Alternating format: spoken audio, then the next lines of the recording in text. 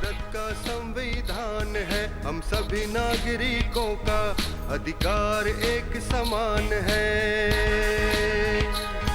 आदिवासी दलित महिलाओं के लिए, शोषित ग्रामीण बेसहारों के लिए झालसा का योगदान है। आओ करें इंसाफ और अपने हक की बात, कानून की बात, कानून की बात, कानून की बात, कानून की बात। जोहार, नमस्कार। कानून की बात में अक्सर जो हमारी बातचीत होती है उसमें कोशिश ये होती है कि कानून से आप न्याय कैसे हासिल कर पाएँ। न्याय के जो परंपरागत तरीके हैं उन परंपरागत तरीकों में भी नए नए तरीके खोजे गए हैं जिससे कि आप खुद अपने मुकदमे की पैरवी कर सकते हैं बगैर एडवोकेट्स के और उसमें न्याय पा सकते हैं।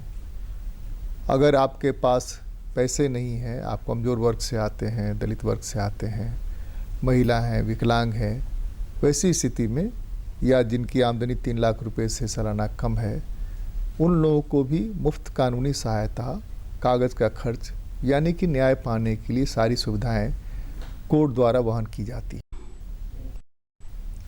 इसी में बता चुके हैं कि एक ऐसा फोरम है जिस फोरम में खास करके सर्विस मैटर को लेकर के अगर आप जाते हैं तो बगैर एडवोकेट रखे सीधे आप अपनी बात कह सकते हैं। एक सिंपल एप्लीकेशन लिख करके आप अपनी पैरवी कर सकते हैं और वहाँ जो 2 या 3 लोग बैठते हैं उसके जूरी के मेंबर, वो लोग फैसला उसमें दे सकते हैं। फिर एक बार हम नए सिरे से अस्थाई लोक अदालत के बारे में बता रहे हैं। हमारे साथ हैं अस्थाई लोक अदालत रांची के पूर्व सदस्य सुरेश कुमार जी, स्वागत है आपका। नमस्कार। नमस्कार। ये अस्थाई लोक अदालत क्या है? अस्थाई लोक अदालत एक वैधानिक संस्था है जो कि सिविल कोर्ट के एट पार काम करती है। उसको पावर्स जो दिए गए हैं सिविल कोर्ट के एट पार हैं और यह लीगल सर्विसेज एक्ट 1987 के द्वारा स्थापित। तो इसमें क्या करते हैं आप लोग? अस्थाई लोक अदालत जो है उसमें आदमी की पहुंच कैसे होगी, करेगी क्या, कैसे उसको फैसला मिलेगा, किन किन मामलों को देखते हैं? अस्थाई लोक अदालत मुख्यतः सेवाओं पर निर्धारित है जिसको कि हम लोग पब्लिक यूटिलिटी बोलते हैं जी। उसमें आपका बैंकिंग सेवाएँ आती है, इंश्योरेंस आता है, नगर निगम की सेवा आती है, उसके बाद टेलीफोन आता है, दूर संचार सेवाएँ हैं, इसके बाद आपका यातायात की सुविधा है और अभी तो मेडिकल और ये रियल एस्टेट वाले भी सेक्टर इसमें जोड़ दिए गए हैं। इसमें शिक्षा वाला, शिक्षा के क्षेत्र में अगर आपको कोई शिकायत है उसमें भी जा सकते हैं। इसमें एक और सुविधा दी गई है कि दोनों में से कोई भी एक दूसरे के ऊपर शिकायत कर सकता है। जैसे उसकी सुविधा पाने वाले भी शिकायत कर सकते हैं, उनको अगर कुछ असुविधा हो रही है तो, और सुविधा देने वाले भी शिकायत कर सकते हैं उनको अगर उनका एक भुगतान नहीं हो रहा है, कर भुगतान नहीं हो रहा है या टाइमली नहीं हो रहा है या जो उनका जो गाइडलाइंस है उसको फॉलो नहीं कर रहे हैं, उसके विरुद्ध जा रहे हैं, तो उसके ऊपर वो शिकायत कर सकते हैं। और इसमें शिकायत करने की सुविधा बहुत ही साधारण है। आप एक सादा कागज़ लीजिए, उस पर अपना नाम लिखिए, अपना पूरा पता लिखिए, किसके विरुद्ध में शिकायत करने जा रहे हैं उसका नाम पूरा पता लिखिए, अगर उसका फ़ोन नंबर उपलब्ध है फ़ोन नंबर डाल दीजिए और उससे आपको क्या चाहिए, एक सार चाहिए शिकायत की कि आपको किस बारे में शिकायत करनी है, क्या शिकायत करनी है और उससे आपको क्या चाहिए, फाइनली आप उससे क्या चाहते हैं ये आपको उसमें लिखित होना चाहिए, उस पर आपका हस्ताक्षर होना चाहिए, इतना ही चाहिए।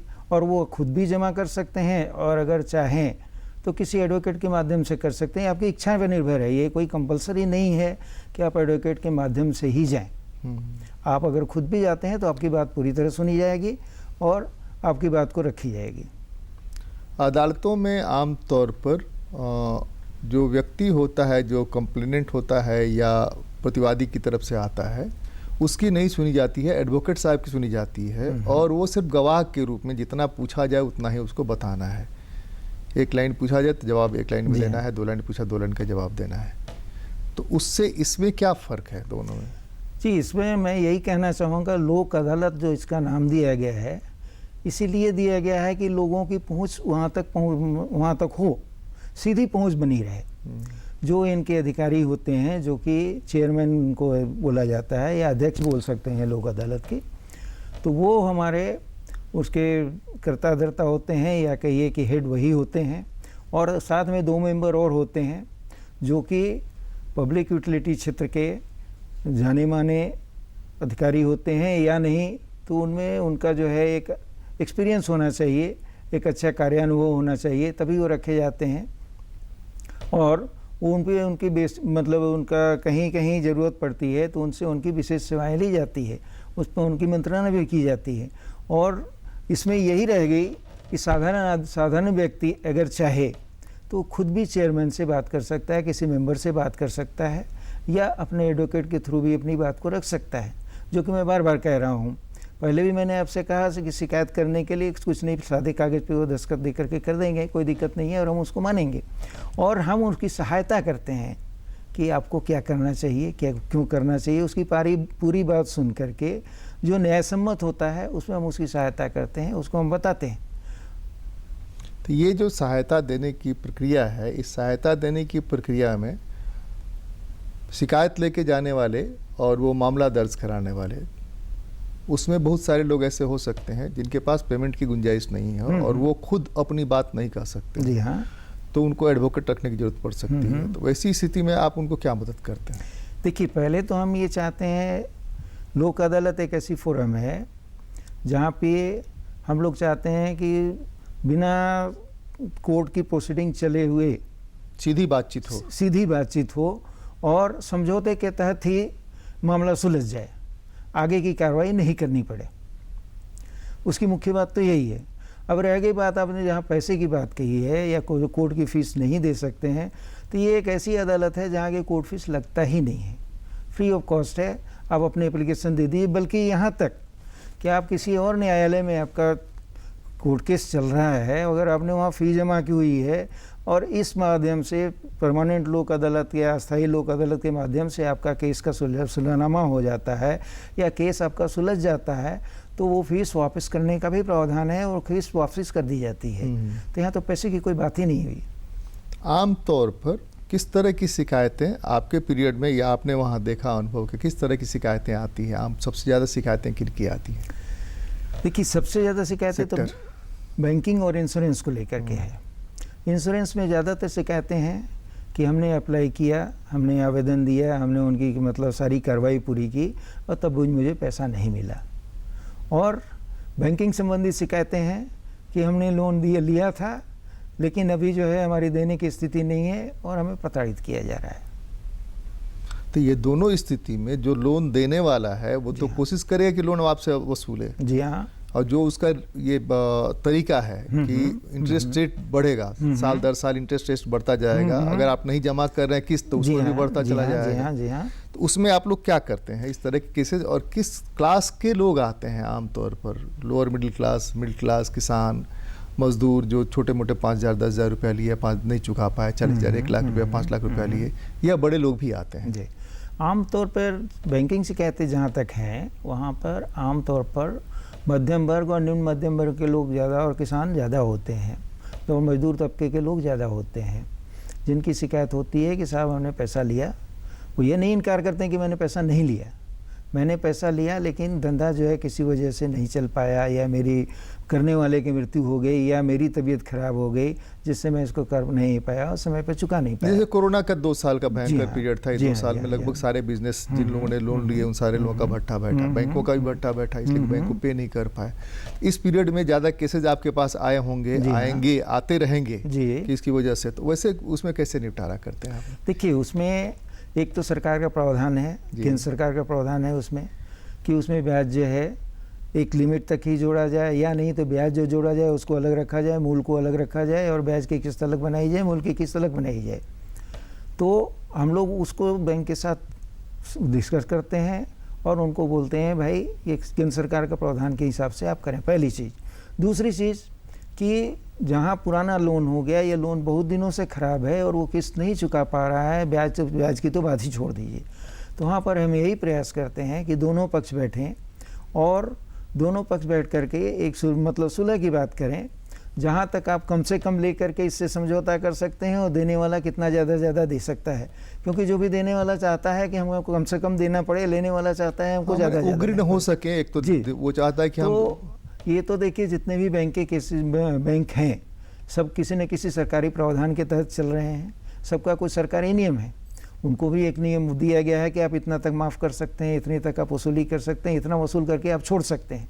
तो उनसे हम ये चीज़ें जान लेते हैं, और जब दोनों पक्ष की बातें एक साथ सुनते हैं, अलग अलग सुनते हैं। पहले हम लोग प्रयास करते हैं अलग अलग सुनते हैं, जिससे आप फ्रीली अपनी बात रख सकें जी, है ना।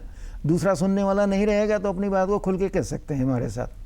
दोनों पक्ष की बात अलग अलग सुनने के बाद दोनों को सामने बिठाते हैं, उसके बाद हम लोग प्रयास करते हैं कि इनका समझौता यहीं हो जाए, आगे इनका केस नहीं वो करना पड़े। आगे अगर केस जाएगा तो फिर उसमें गवाह की बात आएगी, ये कागज़ पत्तर की बात आएगी, और मतलब जो है इसने कब लिया था, कौन से डॉक्यूमेंट हैं, इनके सपोर्ट में आप क्या दे रहे हैं, वो सब चीज़ें देखी जाएगी। लेकिन अगर दोनों पक्ष का सुलह हो जाता है, बातचीत से अगर ही हो जाता है, तब तो फिर दोनों पक्ष की जीत होती है, दोनों पक्ष संतुष्ट होते हैं। हम लोग प्रयास यही करते हैं कि दोनों पक्ष की सुलह हो जाए। कोर्ट में आमतौर पर जो मामले हैं, इस तरह की यूटिलिटी सर्विस से जुड़ी हुई सेवाओं से संबंधित जो मामले हैं, उन मामलों में जो कंप्लेनेंट है वह भी कोशिश कर सकता है क्या कि भाई हमारा केस अस्थायी लोक अदालत को ट्रांसफ़र कर दिया जाए, ताकि हमारा, क्योंकि कोर्ट में तो डेट पर डेट, कोर्ट के तो बहुत सारे कारण हैं, जी हाँ, जिसकी वजह से बहुत लंबा डेट पड़ता है। 10 साल 20 साल से मामले चल रहे हैं, नहीं हो पाता है, तो वो वहाँ अपील कर सकता है क्या कि इतना प्रोलॉन्ग कर रहा है हमारा, तो इसलिए अस्थायी लोक अदालत में भेज दिया जाए, लोक अदालत में भेज दिया जाए, ताकि हम निपटारा कर सकें। देखिए यहाँ दो बातें आपने कही, एक आपने अस्थायी लोक अदालत की बात कही और एक आपने लोक अदालत की बात कही। अस्थायी लोक अदालत एक अलग हुई बात और लोक अदालत अलग होगी, ठीक है। लोक अदालत में वो कभी भी मामला आ सकता है, जैसा आपने कहा किसी कोर्ट से लोक अदालत में कभी भी ट्रांसफ़र किया जा सकता है, लेकिन दो पक्षों में से एक की सहमति होना जरूरी है। अगर दो पक्षों में से कोई एक लिखित रूप में आवेदन करता है कि हमारा आने वाली लोक अदालत में इस मामले को भेज दिया जाए, तो आराम से लोक अदालत में आ जाएगा और लोक अदालत के जो भी मतलब निर्णय होगा वो दोनों पर मान्य होगा। रह गई अस्थायी लोक अदालत की बात, तो अस्थायी लोक अदालत तब भी उस केस को ले सकता है जब तक उस पिछले कोर्ट में उसके ऊपर सुनवाई शुरू नहीं की गई हो। अच्छा, अगर किसी कोर्ट में मामला आपका जो है चल रहा है तो अस्थायी लोक अदालत उसको नहीं ले सकता है। नहीं, लेने की बात हम नहीं कह रहे हैं, हम कह रहे हैं कि पार्टी अगर ट्रांसफर भी नहीं हो सकता है, तब यही है अच्छा, कि उनको वहाँ से क्लोज करना होगा, मतलब विड्रॉ करना होगा उस केस या उनको कहना पड़ेगा लोक अदालत में भेजिए। हाँ, लोक अदालत अस्थायी में नहीं जाएगा, लोक अदालत में भेज दे तो दूसरा ही मामला हुआ। लोक अदालत तो चूंकि हर दिन नहीं आपके चलता, यहाँ ट्रांसफर नहीं हो सकता। हमारे यहाँ ट्रांसफर तभी हो सकता है जबकि वहाँ से वो क्लोज हो जाए, वहाँ से वो वापस ले लें केस को और फिर से हमारे यहाँ वो करें, फाइल करें, तब हो सकता है। लेकिन चूंकि उनके यहाँ भी चले, उनके यहाँ फाइल हो चुका है और हमारे यहाँ आ जाएगा, ऐसा नहीं, वो फिर लोक अदालत में जा सकता है। यूटिलिटी सर्विस में एक और वो था, वो कंज्यूमर सर्विस से भी जुड़ा हुआ था, वो है कंज्यूमर फोरम। जी हाँ, कोर्ट के रूप में ही भूमिका निभाता है डिस्ट्रिक्ट से लेकर के ऊपर तक का। उसमें और अस्थायी लोक अदालत में क्या फ़र्क है? देखिए, अस्थायी लोक अदालत जो है और उसमें दोनों फ़र्क है। कंज्यूमर फोरम में जहाँ तक केस की बात हम करते हैं तो कंज्यूमर करते हैं अपनी शिकायत को, है ना। उनके प्रोडक्ट में जो कोई त्रुटि होती है उसके ऊपर उनकी शिकायतें वहाँ सुनी जाती हैं, जबकि लोक अदालत में वो चीज़ नहीं है। लोक अदालत में मैंने आपको पहले भी बताया कि दोनों पक्ष में से कोई भी वो जो है अपनी शिकायत दर्ज कर सकता है। पहली चीज़ ये हुई। दूसरी बात, हम लोग प्रोडक्ट के ऊपर नहीं जाते हैं, हम सर्विसेज पे विशेष ध्यान देते हैं।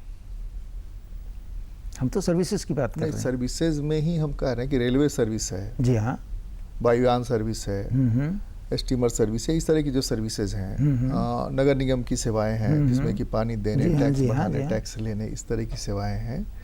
तो वो इन सेवाओं के मामले में, चूंकि हम तो कंज्यूम कर रहे हैं ना, नगर निगम सेवा कंज्यूम, तो वो कंज्यूमर फोरम भी है और यहाँ भी है। मेरी जितनी जानकारी है, जहाँ तक जानकारी है कि अब एक नया कानून आने वाला है आने वाले दिनों में, जिसमें कंज्यूमर कोर्ट में भी जो मामले जाएंगे वो मामले पहले जाएंगे मीडिएशन के लिए, प्री मीडिएशन कराइए, उसके बाद में यहाँ देखा जाएगा कैसे चले। इसलिए कि वहाँ भी केस बहुत पेंडिंग हो गया है, जिस बड़े पैमाने पर केस गए हैं। अस्थायी लोक अदालतों में जो केस गए हैं उसमें आमतौर पर कितना समय आप लोग लेते हैं उसको डिस्पोज करने में? देखिए, ये तो दोनों पक्षों की बात है। डिस्पोज कंप्लेंट तो चाहेगा कि हमारा डिस्पोज हो। जी हाँ, लेकिन दूसरी पार्टी जो इस पर कंप्लेंट किया गया है, प्रतिवादी जो है, वो तो लंबा लटकाते रहता है, कोर्ट में भी लटकाता है और यहाँ भी लटकाता है। तो इसको कैसे आप लोग हरी अप करके चाहते हैं कि जल्दी से जल्दी? देखिए, पहले हम लोग दोनों पक्षों को, जैसा आपको मैंने पहले ही बताया कि दोनों को हम लोगों ने अलग अलग सुना, दोनों को हम लोगों ने एक साथ सुना। उसके बाद हम लोग मतलब उन लोगों से बात सुलह की ओर बढ़ना चाहते हैं और वो पार्टी आता ही नहीं है, तब क्या करेंगे? नहीं, वो पार्टी तो आता ही है। अगर नहीं आया तब तो कोई बात ही नहीं, तब तो एक पक्षीय बातचीत हो गई ना, तब तो एक पक्षीय बातचीत हो गई। कंप्लेन किया गया है वो पार्टी टर्न नहीं हो रहा है, आ ही नहीं रहा है, आ ही नहीं रहा, कैसे होगा? आ ही नहीं रहा, तब तो दूसरी बात हो गई। तब ये होता है कि हम लोग उसको नोटिस भेजते हैं, पहले नोटिस पे नहीं आया, दूसरी नोटिस पे नहीं आया, उसको एक समझौते की जो है तारीख बताते हैं कि इस तारीख को आइए, आपके साथ हम समझौता करने के लिए, या दूसरी पार्टी समझौता करने के लिए तैयार है, पहले आइए एक बार यहाँ बैठ करके बात करें। अगर तब भी नहीं आती है तब तो फिर वो हम लोग मेरिट पे केस डिसाइड करते हैं, है ना। और मेरिट पे केस डिसाइड करते हैं, दोनों पक्षों को फिर से नोटिस जारी होती है कि आपका केस इसमें जो है रखा गया है, आप अपना डॉक्यूमेंट या गवाह प्रस्तुत आप नहीं आ रहे इसलिए एक पक्षीय फैसला लेने के अलावा हमारे पास कोई विकल्प नहीं है। तब जो है मेरिट पे केस डिसाइड करते हैं और उनको बोलते हैं कि अगर अब भी आप नहीं आए तो एक पक्षीय फैसला सुना दिया जाएगा, और अगर तब भी नहीं आते हैं तो एक पक्षीय फैसला सुनाया जाता है।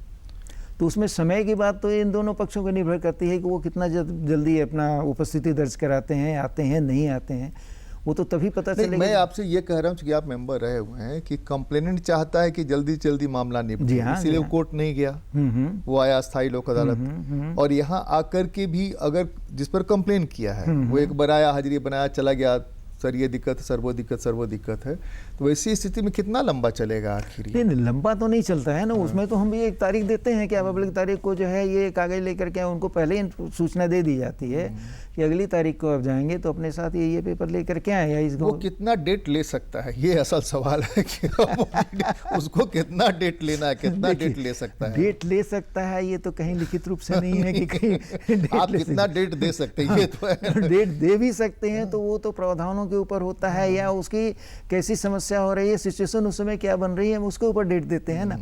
अगर मान लीजिए कोई आदमी यहाँ रह रहा है या यहीं का स्थायी निवासी है, अगर उससे हम कुछ पेपर मांग रहे हैं तो वो तीसरे दिन भी आ सकता है, और अगर कोई पटना का रहने वाला है तो 3 दिन तो उसको आने जाने में लग जाएंगे, तो स्वाभाविक रूप से उसको जो है 1 सप्ताह का समय देना पड़ेगा। लेकिन ऐसा नहीं है कि हम महीने 2 महीने तक उसको टालते रहें, ऐसा नहीं है। हम भी चाहते हैं कि हमारे पास जो केस आया उसका निष्पादन जल्द से जल्द हो जाए। आपके पीरियड में कुछ बैंकिंग का या किसी नगर निगम का या जो भी यूटिलिटी सर्विस का कोई टिपिकल केस आया हो जिसको कि आपने हल किया हो तीनों लोगों ने मिलकर के, उसके बारे में बता सकते हैं? जी हाँ, बताइए।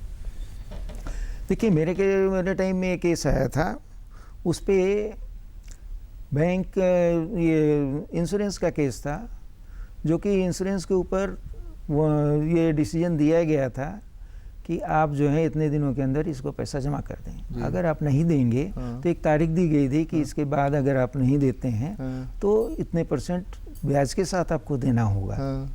लेकिन तब भी उन्होंने नहीं दिया। तो उस पार्टी ने सहमति जताई थी आपके यहाँ आकर के, उस बैंकर ने आके आपके यहाँ सहमति जताई? बैंकर नहीं, इंश्योरेंस का कंपनी, इंश्योरेंस कंपनी ने वो नहीं, सहमति की बात ही नहीं थी ना। वो तो मेरिट पे डिसाइड हुआ, मेरिट पे डिसाइड हुआ था। जी हाँ, ठीक है, मेरिट पे केस डिसाइड हुआ था, सहमति की बात नहीं थी। सहमति होती तो पहले ही हो जाता। तो उनका ये कहना था कि इनके नोटिस देने के बाद भी वो नहीं जा रहे हैं, और इस किस्म के लिए मैंने उस पर फाइल किया गया था केस। तो नोटिस के बाद भी वो नहीं आ रहे थे, जैसा कि आपने पहले कहा, नोटिस के बाद भी नहीं आ रहे थे। तो बात हम लोगों ने कहा कि फिर एक पक्षीय, तो इसमें तो डिसीजन ऑलरेडी हो चुका है, तो फिर एक पक्षीय डिसीजन की क्या बात है, अब तो एक्सेप्शन की बात है, उसको कैसे जो है आगे हम लोग बढ़ें। जी। तो उसमें ये किया गया कि इनको कहा गया है कंप्लेंट को कि ठीक है, आप उनका खाता नंबर और ये सब हमको ला करके दें, जिससे हम उस पर कार्रवाई कर सकें।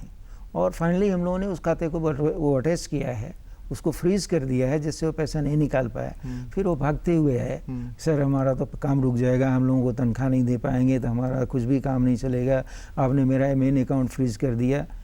हम लोगों ने बताया भाई मेन अकाउंट फ्रीज करने की बात नहीं है, बात एक हमको ये कहना था कि आपको बुलाना था, आप इतने दिनों से तो आ नहीं रहे हैं, आप क्यों नहीं आ रहे हैं ये बताइए। कोर्ट का जो बार बार आपसे जो है आग्रह किया जा रहा है कि आप आवें, आप क्यों नहीं आए। दूसरी बात, आपने इसके पैसे देने के लिए आपको दिया जा चुका है, लेटर दिया जा चुका है, इसने आपको रिसीव कराया है, आपने एक्नॉलेज किया है, फिर आप क्यों नहीं दे रहे हैं। तो नहीं सर दे देंगे, हमारा फंड नहीं था, तो हमारा ये नहीं था, तो चेक नहीं था, इस तरह की बहानेबाजी उन्होंने की। तो ठीक है, बाद में उनको बोला गया कि ठीक है इतने रुपए का आप चेक दे दें विद इंटरेस्ट, उसके बाद हम इसको अनफ्रीज कर देते हैं। फिर खाते को अनफ्रीज किया गया, तो उन्होंने चेक ला करके जमा किया। तो इस तरह से कार्रवाई तो होती ही रहती है, लेकिन यही है कि आप हमको अगर पूर्ण सूचना नहीं देंगे, पूर्ण सूचना रहेगी तब हम आगे कार्रवाई नहीं कर पाएंगे। अगर आपके पास जो है उसका खाता नंबर नहीं रहेगा, उसकी क्या परिसंपत्ति है उसका विवरण आपके पास नहीं कोर्ट है। जैसे पुलिस की मदद लेती है, जी हाँ, तो आप पुलिस की मदद ले सकते हैं क्या? अगर पार्टी नहीं आ रही है तो सम्मन होता है, फिर वारंट होता है, इस तरह से, तब ये अस्थाई लोक अदालत भी पुलिस की मदद लेती है जी। क्या? अस्थाई लोक अदालत को जैसा मैंने आपको कहा कि सिविल कोर्ट के एट पावर दिए गए हैं। ये भी जो है आमतौर पर आप लोग बचने की कोशिश करते हैं, पुलिस से मदद लेने की कोशिश नहीं करते हैं। पुलिस से मदद लेने की कोशिश नहीं करते हैं क्योंकि हमको सुलह कराना है। हाँ हाँ, ठीक है, पहले ही अगर हम पुलिस बिटरनेस नहीं हो जी बिटरनेस हो जाएगी तो फिर सुलह किस बात की होगी, ये बताइए ना। सुलह कहाँ हो पाएगा फिर तो। और इसी के लिए हम बैठे हुए हैं कि पहले हम सुलह की तरफ जाएं। जब सुलह से वो नहीं मानते हैं या मतलब कोई भी पक्ष सुलह करने के लिए तैयार नहीं है, तभी हम मेरिट पे जाएं। तो हमको पावर तो दिया गया है, हम समन कर सकते हैं, वारंट इशू कर सकते हैं, मतलब डिफरेंट का जो सरकारी कार्यालय है वहाँ से पेपर्स जरूरी कागज़ मंगा सकते हैं, गवाह को समन कर सकते हैं, ये सारे पावर्स दिए गए हैं। इतने अच्छे फोरम होने के बावजूद आप अपने पीरियड का बताएं कि केस के आवक, कंप्लेन का आवक कितना है? लगता है कि लोगों में अवेयरनेस है और केसेस आ रहे हैं, या लगता है कि और अवेयर होने की ज़रूरत है? इसलिए कि पिछले कुछ वर्षों में अगर आप देखेंगे तो कंज्यूमर कोर्ट से लोग थक चुके हैं, कंज्यूमर कोर्ट नहीं जाना चाहते हैं। कंज्यूमर फोरम की जो स्थिति है वो नहीं जाना चाहते हैं। इतना लंबा वो अदालत की तरह लंबा चल रहा है। जी हाँ, जी हाँ। आपके यहाँ उसके बारे में अवेयरनेस थी? जी जी। आपके यहाँ कितना अवेयरनेस हो? तो केस के आवक से पता चल जाएगा और कितना डिस्पोजल उसके हिसाब। देखिए हमारे यहाँ 2-3 सेक्टर है जी जहाँ की अवेयरनेस बढ़ी है। जैसे इंश्योरेंस सेक्टर है ना, बैंकिंग सेक्टर है, जहाँ की जैसे हमारे पीरियड में करीब 17,000 केसेस का बैंकिंग केस का आवक हुआ था। और MACT के केसेस मतलब रेगुलर आते थे, खास करके रोड एक्सीडेंट के और इंश्योरेंस के केसेस हमेशा रेगुलर 1-2 आते रहते थे। तो इनमें तो जागरूकता बढ़ी है, लेकिन बाकी चीज़ों में जागरूकता नहीं बढ़ी है। हालांकि ठीक है, MACT के केसेस में अक्सर वो कह देते हैं कि उसके पास लाइसेंस वो नहीं था, तो ये नहीं था, तो वो नहीं था, तो कैसे आप लोग हल करते हैं? जी सर, मैंने ड्राइविंग लाइसेंस नहीं था, रिन्यू नहीं था, तो मैंने 50 तरह का नुक्ता बताते रहते हैं, वापस चला जाए कि हम नहीं दे पाए। आमतौर पर इंश्योरेंस कंपनी यही करती कि हम नहीं दे सकें। अच्छा, मेरा ये कहना है कि अगर जो मर गया है, जिसका एक्सीडेंट हुआ, उसको आपके ड्राइविंग लाइसेंस से क्या लेन देना है? बिल्कुल ठीक है ना, वो आपका ड्राइविंग लाइसेंस दिखने ही आएगा क्या? पहली चीज़ है। दूसरी बात ये है, ड्राइविंग लाइसेंस तो उसके लिए है जो चलाने के लिए है, वो जागरूक हो, वो जाने कि हमारे पास ड्राइविंग लाइसेंस है नहीं है।